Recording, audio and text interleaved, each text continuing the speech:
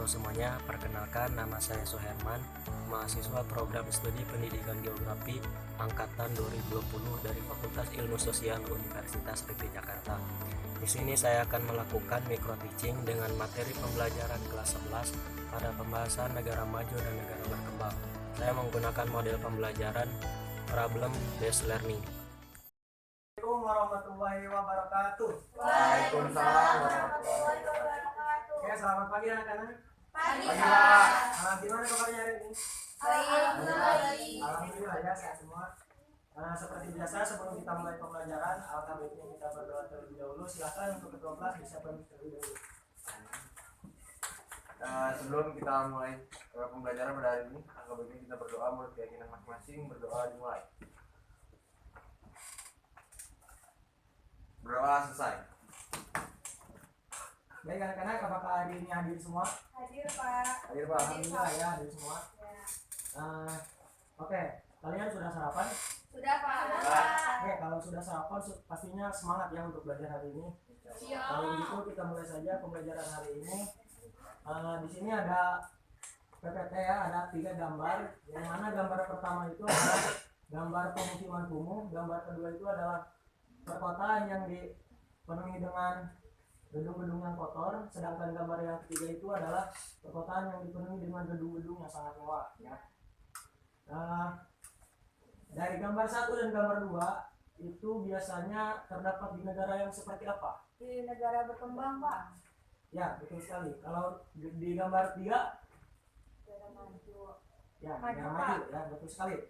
Jadi di gambar pertama dan gambar 2 itu biasanya terdapat di negara yang berkembang. Kalau di gambar yang ketiga itu terdapat di negara yang sudah maju ya, dapat terlihat dari pola-polanya ya, yang ini merapi, yang itu nama sangat berantakan. Betul. Nah, anak-anak, itulah materi yang akan kita pelajari pada hari ini, yaitu tentang negara maju dan negara berkembang. Oke. Nah, negara-negara di dunia dapat dikelompokkan menjadi 2 ya. Yang pertama itu ada negara maju dan negara berkembang.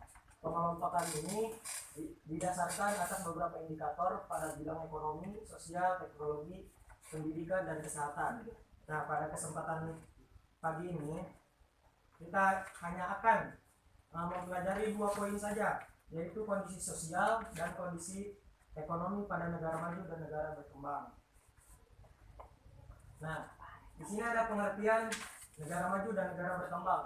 Dapat kita lihat secara singkatnya, negara maju adalah negara yang berhasil mencapai target pembangunannya. Sementara itu, negara berkembang adalah negara yang tingkat kesejahteraan penduduknya masih dalam taraf menengah atau sedang berkembang. Gitu. Oke. Nah, di sini ada kondisi ekonomi, dapat kalian lihat sendiri untuk negara maju dan negara berkembangnya. Ya, dapat kalian bedakan antara negara maju dan negara berkembang. Kita lanjut saja. Kondisi sosialnya ya, dapat kalian pahami dan kalian lihat. Kalau masih kurang silahkan dicari di website HP kalian masing-masing ya. Ya, itu. Setelah kalian tahu kondisi ekonomi dan kondisi sosial negara maju dan negara berkembang, tentu kalian bisa membedakan dan membandingkan antara negara maju dan negara berkembang ya. Selanjutnya silahkan kalian bikin 2 kelompok kecil saja ya untuk menghemat waktu. Ayo silahkan langsung bikin 2 kelompok. Bebas Pak. Bebas ya. Baru. Yang Belanda. Ya, lu nggak Ya.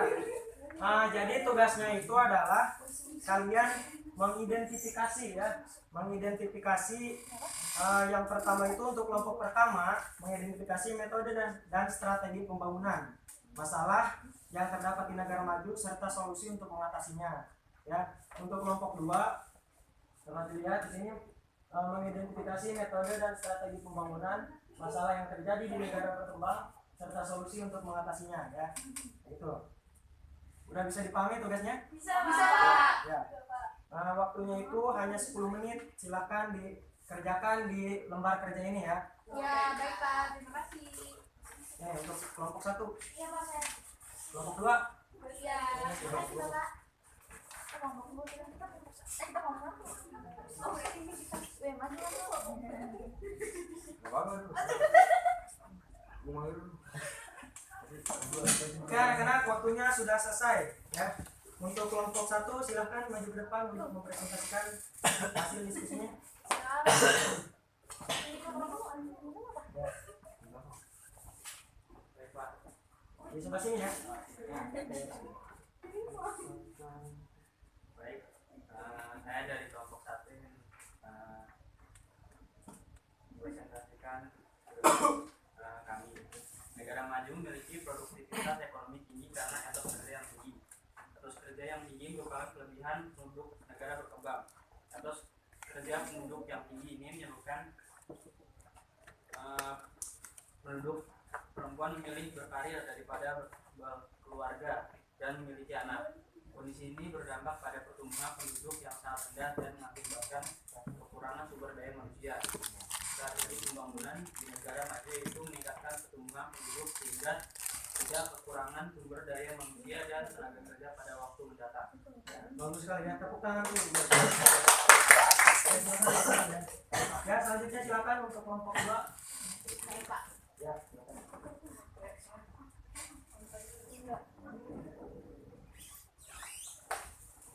Saya perwakilan dari kelompok 2 akan memaparkan tentang metode dan strategi pembangunan masalah sendiri di negara berkembang serta solusi untuk mengatasinya. Jadi negara berkembang cenderung mengembangkan pola konsumtif dalam pembangunan.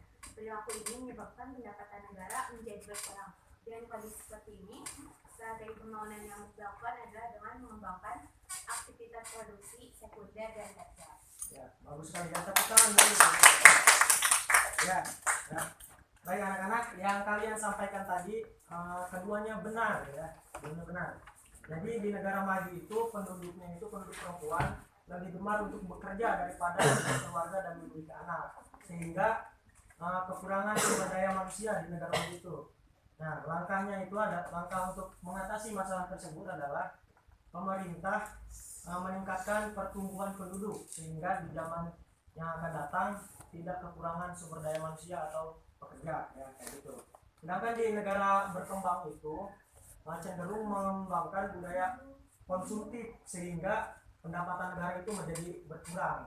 Nah, langkah yang dilakukan oleh pemerintahnya itu biasanya mengembangkan aktivitas produksi tersier dan sekunder seperti itu ya. Oke anak-anak, Bapak anggap kalian itu sudah paham materi yang Bapak sampaikan pada pertemuan kali ini baik secara individu maupun secara berkelompok ya. Karena kalian sudah paham, maka kita akhiri saja pembelajaran kita pada hari ini dengan mengucap hamdalah. Alhamdulillah. Wassalamualaikum warahmatullahi wabarakatuh. Terima kasih Makasih Pak. Ya, sama-sama.